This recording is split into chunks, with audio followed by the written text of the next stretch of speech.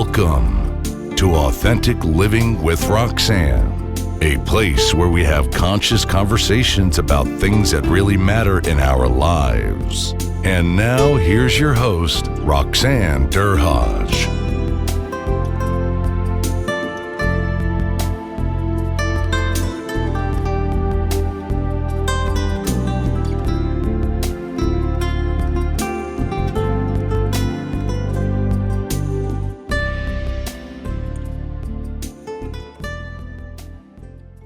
Our interview last week was so good that we decided to turn it into a two-part series.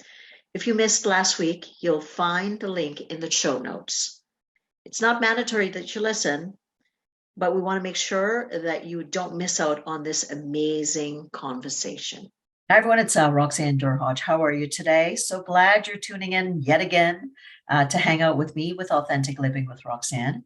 Today, I have this amazing soul, Tacko Ndiaye, who is someone that's based out of Rome. And we had the privilege of meeting at an amazing women's conference where I was exposed to Tacko's work. And when I heard the kind of work that she was doing in the world, I thought it was so necessary that she come on and have a conversation with us.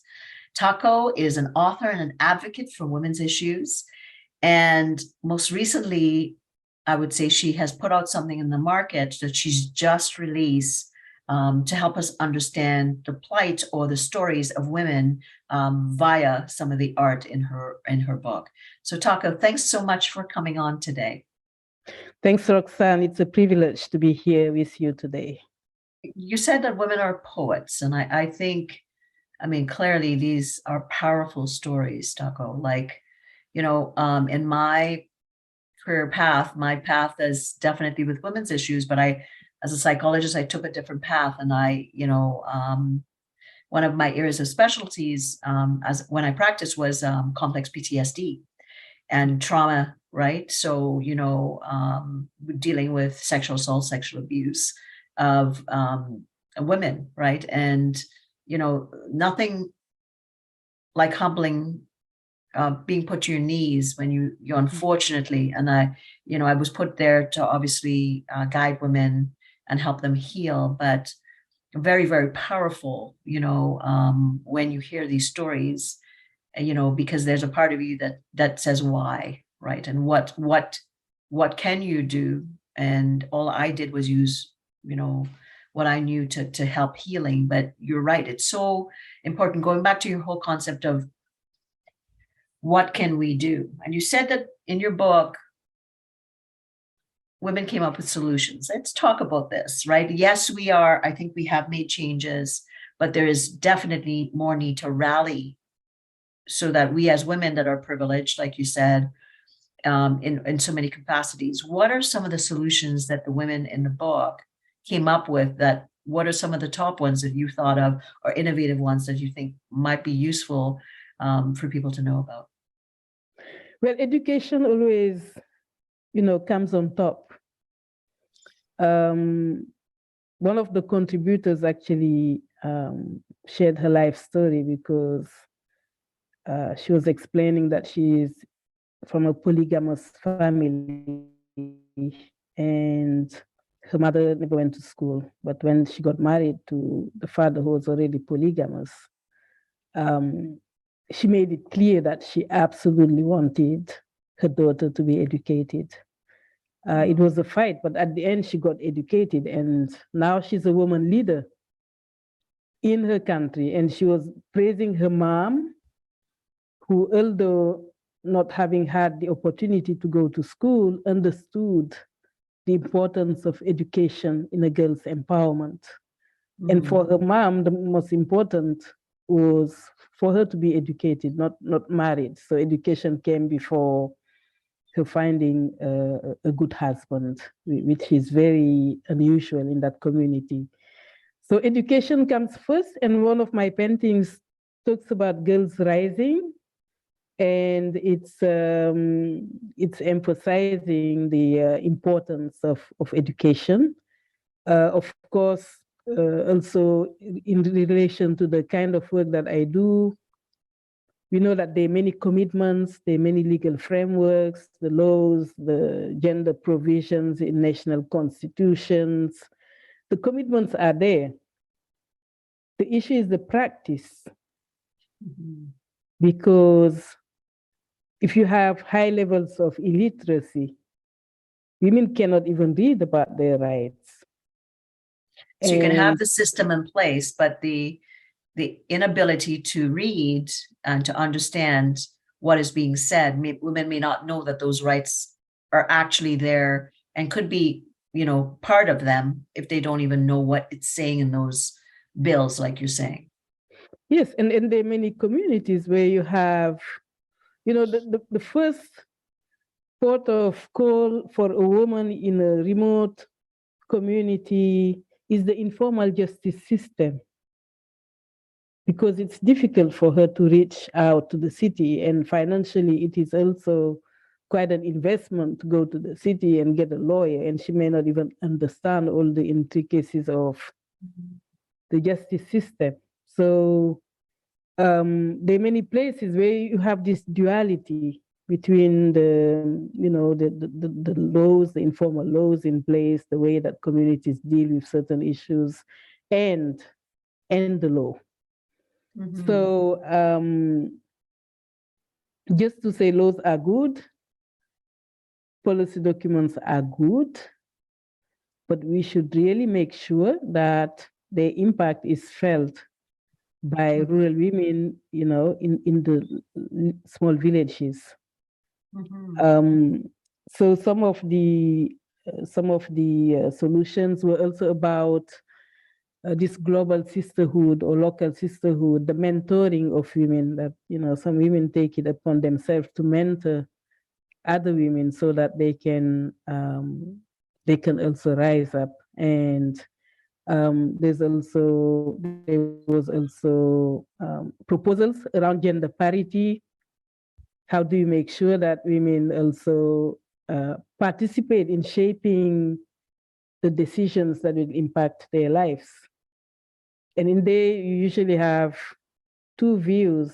Some feel that yes, we should bring our chair and sit at the table. Some feel that we should carve our own table. If you're not included in the main table, let's carve our own table. And some think that maybe that table is not at all good for us, because we don't want in the mainstream, if the mainstream is based on structural inequalities that shape a system that is fueled with inequalities, we don't want even to sit there. So so there is also already it's us that have privilege to mentoring or reusing our privilege and our power to create that global community amongst other women that maybe in certain parts of the world. And I know you work globally, having worked through the UN, that, we may think, in North America that we have privilege, but how are we using our privilege, and what duty do we have as a global sisterhood? To your point, I like that term. What can we do? And I guess that's always the biggest thing that I think is, how is it that my world in Canada and your world in Rome, we collide in Rome because of a women's conference, but then how do we then take that forward to make a difference in some way, in some maybe far reaching, or maybe in our backyard or back door, to make a difference with someone that we can mentor? I think it's very important to support women's advocacy platforms who work on those issues. I think different groups, diverse groups of women are well organized these days. You have all kinds of organization on many things. You have those that support rural women's economic empowerment. You have organizations of women producers, the cooperatives, the union, the producer organizations. You have organizations of women traders, Some try to support business incubation for women in agri-food value chains, whether it is in the fisheries, the forestry, livestock, crops. So there is a lot. I think that the women's movement is very dynamic. It's it has a strong voice, and it can support women organizing around their issues, so that at country level, when governments are discussing, for instance, national investment plans for the agri-food sector, I'm just giving an example because of the area of work I'm in, so that those plans would also recognize that the level playing field between women and men is not equal, and that in there, they should try and equalize the access to resources, the opportunities, make sure that there's no gender evaporation, because usually, you know what happens, there's a lot of problematizing around women's issues. You know, you read the situation analysis, there's a lot about, yes, there's discrimination in access to resources, opportunities, services. But when you reach the budget allocation, then there's gender evaporation. And we know that the words only are not enough. If you have the mechanisms and the documents, but you don't put in the resources, it's not going very far. So It's like a failed plan, right? Like you can have all these beautiful bells and whistles, and but we're not doing the basics on the ground to deal with all these bells and whistles. It's nothing if you don't have that connectivity, like you said, small things, education, women reading, other women recognizing that, how can I, in my path help out? And versus saying, well, when we started off the interview, you talked about, I thought we were going to be further off. And, that's what I want to speak to next, and how your book plays into this. Okay, 26 years, we've made some movement, right? I think there has been change, maybe not as far along as we want to be, Tacko. But with your book, and for women listening, that they're like, I kind of feel a little bit helpless here, Tacko.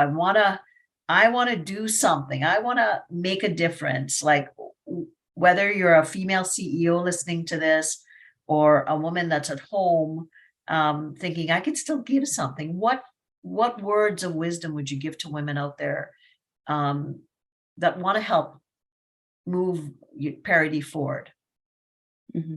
Yeah, I think anyway we are, there is something that we can do. Inaction is not an option. I think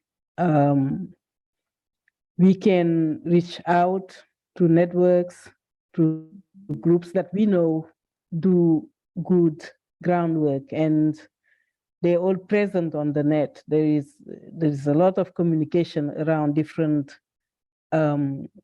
initiatives that are ongoing. So there is really need to invest in the empowerment of women on the ground, whether it is economically, socially, culturally.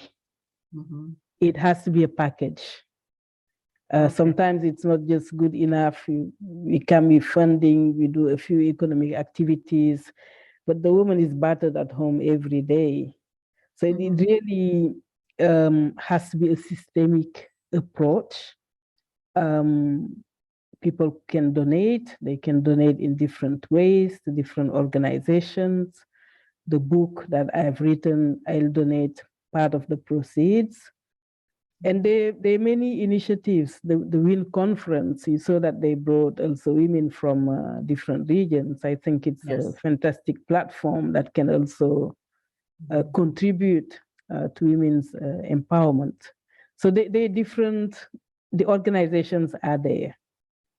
If you need further linkage to what is going on to the ground, we can support that. But the organizations doing amazing work on the ground and empowering women every day, especially in rural areas.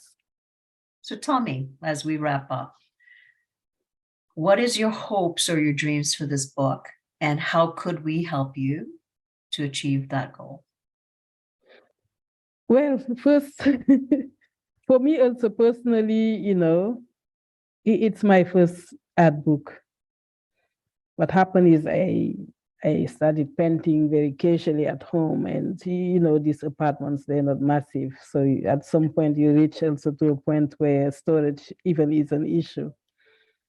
So so I wanted to turn it into a project, but I wanted a project that I can share with sisters around the world, because in my 25 years, I've lived in different places and I've made many friendships and sisterhoods for equality.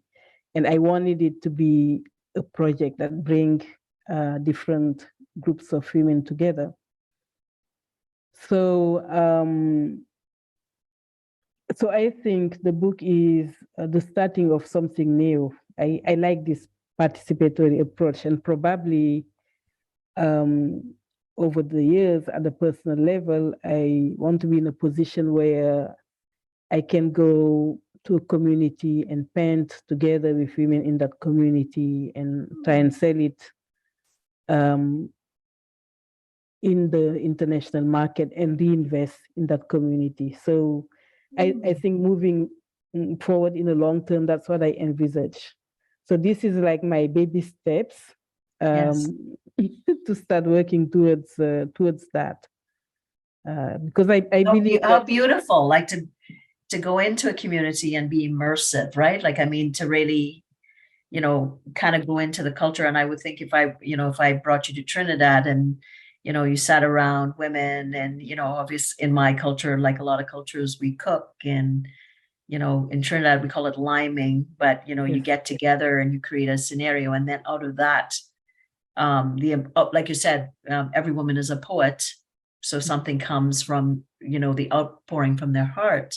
And what an amazing experience that would be, right? Because women naturally, I think of my best friends, and we get together and we naturally do those things. But to have something come that gets created out of that would be absolutely amazing. That would be, what a beautiful thing to even think about, that you could go, along the way. So for everybody, we will have a link to the book. Go buy the book, connect with Tacko if you want. If you're thinking, like Tacko says, there's things online and you don't know where to go, or you're just interested, maybe her being the first place, then maybe she comes out and she does one of these experiences, please, reach out. So Tacko, before I let you go, around women's issue, if you can share some of your wisdom about kind of what you do, and obviously, you're still working, internationally with women's issues, but also hunger. What words of wisdom would you leave with us before you go around the concept of women's issues? I would like to say that probably one of the reasons we are still making very slow progress in ending hunger, in ending malnutrition, in ending poverty, especially in rural areas, is that also we neglect to address gender issues. Because for me, and that's also the advocacy that I do in my office, I always tell my colleagues, we cannot talk about nutrition here and gender here.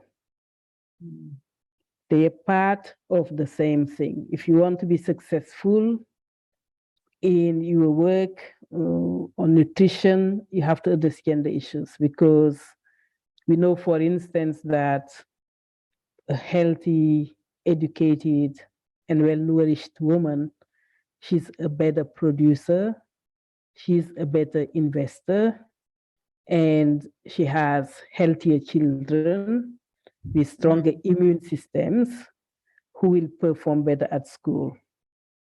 So to reach your goal of ending malnutrition, for instance, your smartest shortcut is to invest in women and girls. And I picked nutrition, but it is the same for poverty, it is the same for hunger, it is the same for many other challenges. Thank you. Well, thank you, Tacko. Like what amazing work. Like the fact that somebody like you and so many others in the world are doing it it's so important, right? And what am I taking away? I guess I'm taking away that we have come, but we need to work more together as a global community. And really, as so much, we have so many privileged, not men, but also women, but also men that are listening, that could be alongside us. So reach out to someone, volunteer, mentor. If you don't know much about the issues, read it up, go to the UN site.